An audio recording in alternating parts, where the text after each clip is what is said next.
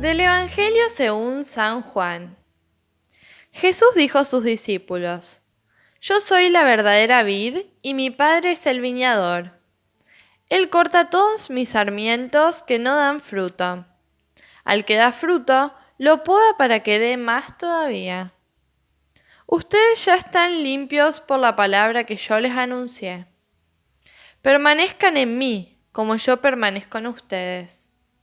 Así como el sarmiento no puede dar fruto si no permanece en la vid, tampoco ustedes, si no permanecen en mí. Yo soy la vid, ustedes los sarmientos.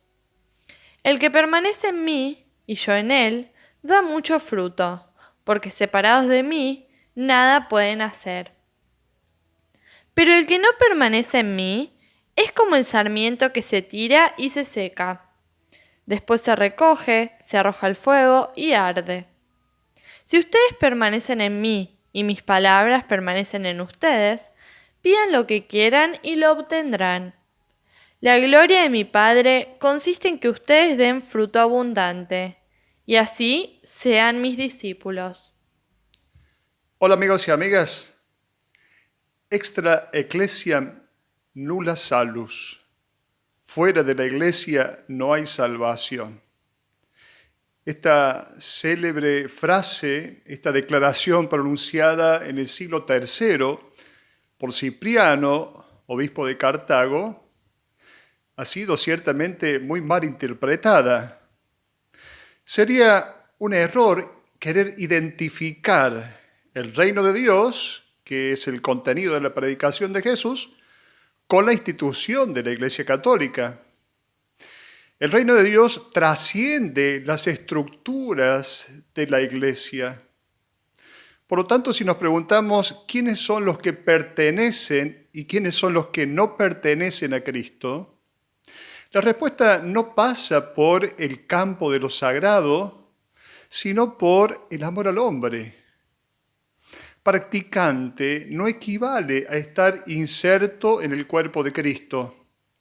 Son signos de nuestra pertenencia a Cristo la práctica de la justicia, la fraternidad, la comunión, la hospitalidad, la lealtad, la sinceridad, el rechazo a la violencia, el perdón a los enemigos, el compromiso por la paz.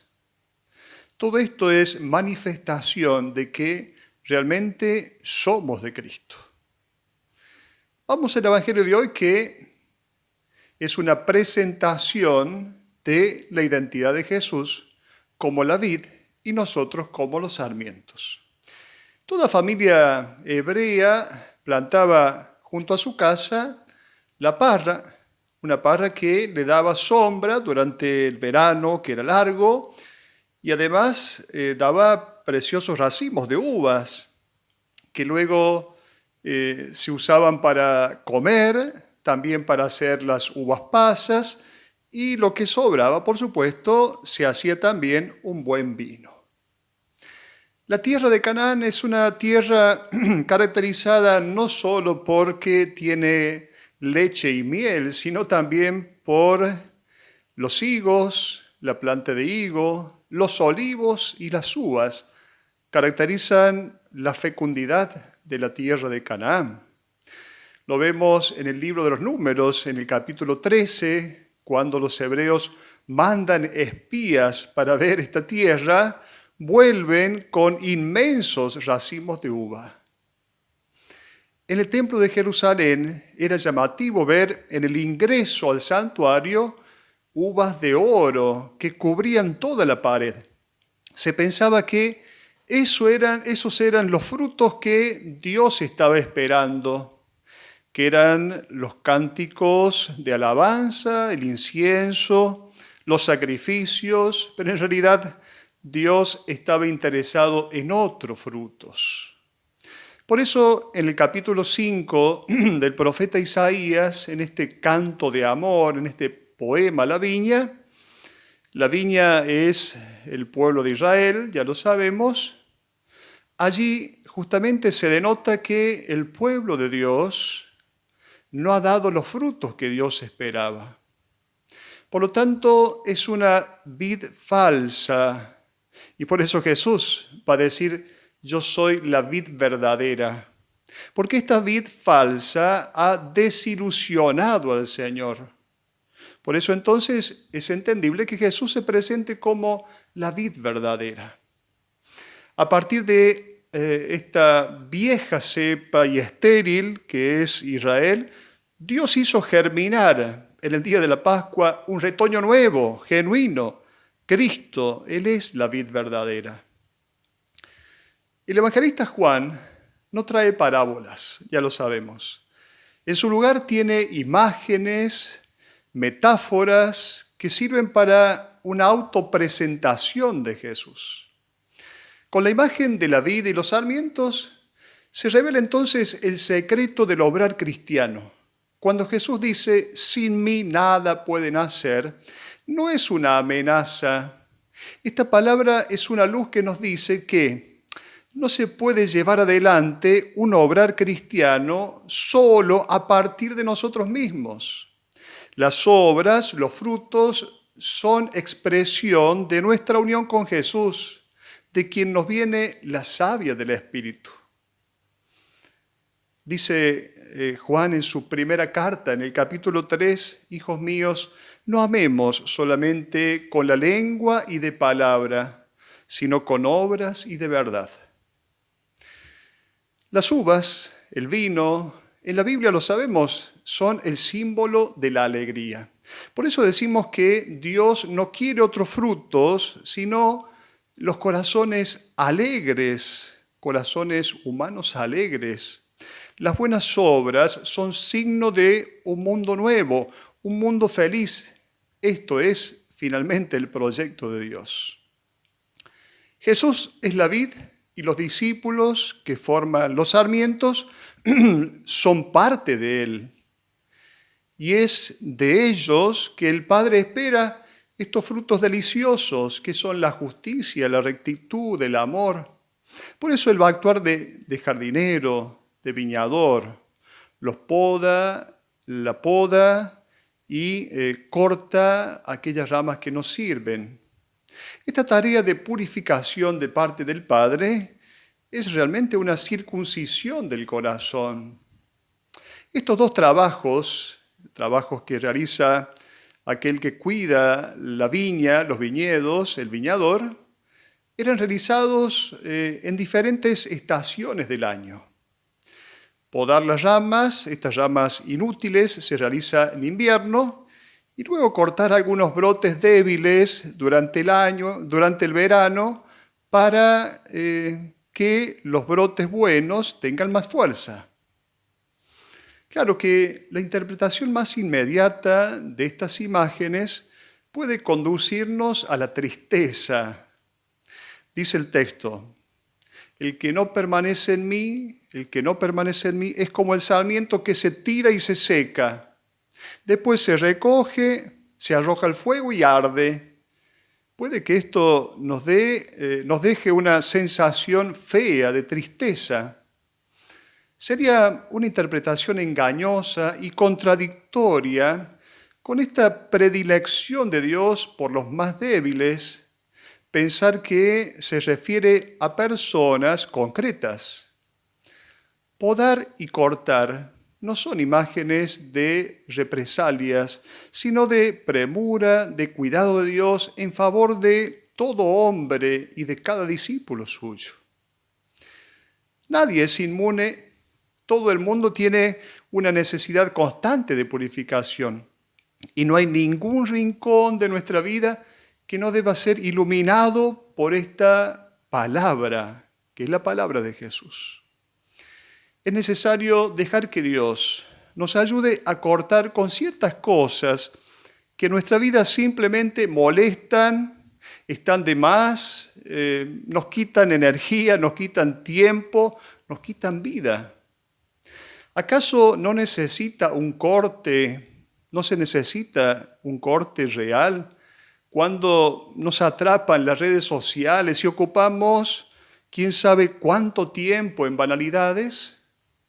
¿Acaso no se necesita un corte cuando hay una situación de una persona que está manteniendo negocios turbios, negocios peligrosos que llevan a la perdición? ¿Acaso no necesita un corte la situación de una pareja en la que se dan ciertos permisos o se viven ciertos acuerdos que terminan destruyendo el amor?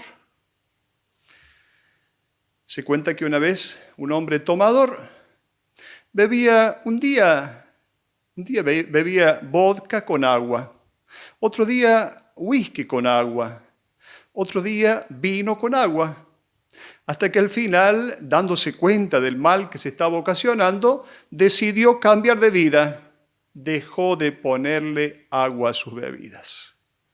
Claro, él quiso cortar con lo que le dañaba, pero no cortó en el lugar adecuado. La poda entonces no dio resultados buenos. Es en la lectura orante de la palabra cuando esta purificación se hace consciente y cuando se verifica y se hace patente la posibilidad de recibir esta savia que es el Espíritu.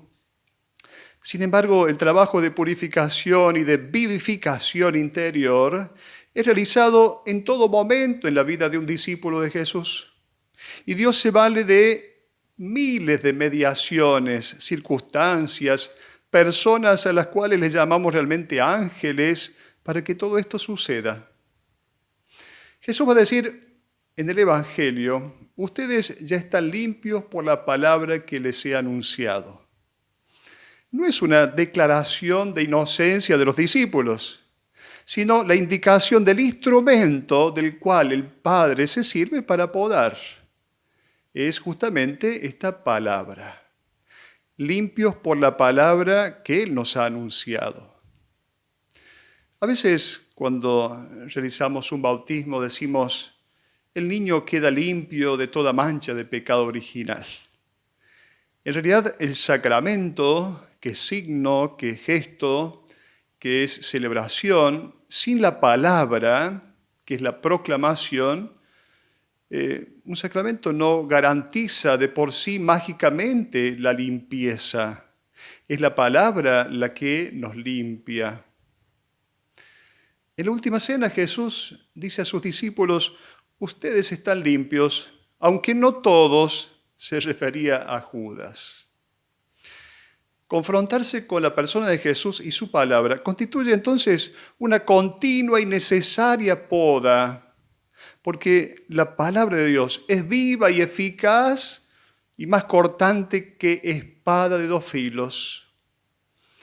Esta obra de purificación es siempre motivo de alegría, porque es el Padre el que la lleva a cabo y por lo tanto deberemos confiar en que el Padre sabe lo que está haciendo. Muchas veces nosotros recibimos críticas en la comunidad cristiana, en la iglesia, recibimos críticas que no nos caen muy bien, pero más de una vez deberemos estar atentos a esas críticas porque pueden ser también herramientas de las cuales Dios se puede valer para una poda dolorosa pero saludable. Hay un verbo que aparece en el Evangelio de hoy 7 veces y que en el Evangelio de Juan aparece 40 veces. Es el verbo permanecer. ¿Qué es este permanecer? Es saberse habitado de una presencia. Es como los enamorados. Cuando una persona está enamorada, lleva siempre en el corazón la persona amada.